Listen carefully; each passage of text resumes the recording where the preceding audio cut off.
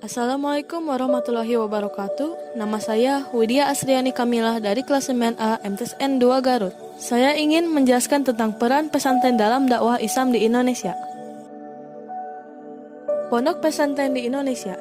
Pondok pesantren adalah lembaga pendidikan yang sudah ada lama di Indonesia sehingga telah mengakar dengan budaya bangsa. Pondok pesantren memiliki karakter keislaman dan keaslian Indonesia.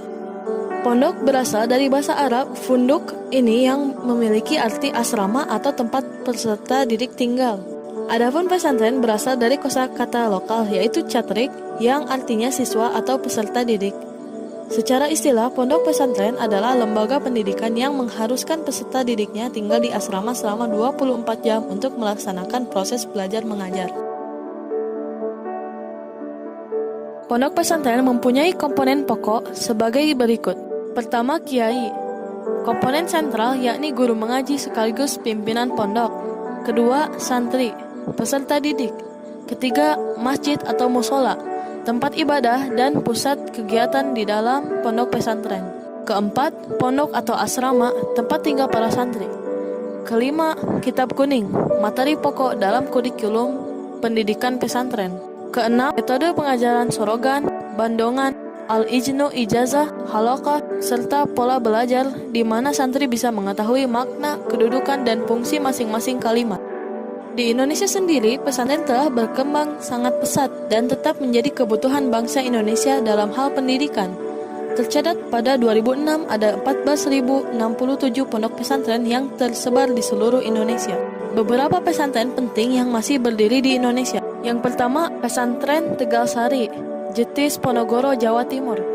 Didirikan oleh Kiai Ageng Hasan Basari pada abad ke-18. Di antara santrinya yang terkenal adalah Pakubuwono II, penguasa kerajaan Kartasura, Raden Ngabehi Ronggo Warsito, Pujangga Jawa, serta HOS Cokroaminoto, tokoh penggerakan nasional. Yang kedua, Pesantren Al-Hamdaniyah. Didirikan oleh Kiai Haji Hamdani pada tahun 1787. Lokasi pesantren terletak di Desa Siwalan Panji, Buduran, Sidoarjo, Jawa Timur. Pendiri Nahdlatul Ulama, Kiai Haji Hashim Asy'ari, pernah menjadi santri pondok ini. Yang ketiga, Pondok Pesantren Al-Huda. Pesantren ini dirintis pada tahun 1801 oleh Kiai Haji Abdurrahman di atas tanah seluas 3.650 meter kubik di Kebumen. Para kiai dan santri pondok ini turut berjuang melawan tentara Belanda pada masa kemerdekaan serta melawan agitasi PKI pada tahun 1960-an.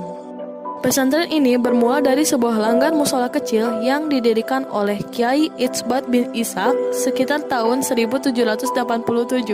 Di area pondok terdapat sumber mata air sumur cukup besar yang tidak pernah surut.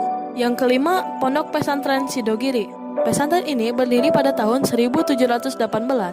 Pendirinya adalah Syahid Sulaiman yang masih merupakan keturunan Rasulullah SAW.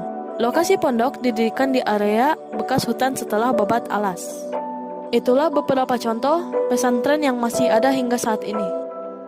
Sebagai seorang muslim yang hidup di Indonesia, maka kita harus terus bisa melestarikan keberadaan pesantren di negeri ini. Karena pesantren merupakan sebuah warisan lembaga pendidikan Islam yang populer dan juga efektif untuk mengajarkan ilmu-ilmu dunia akhirat.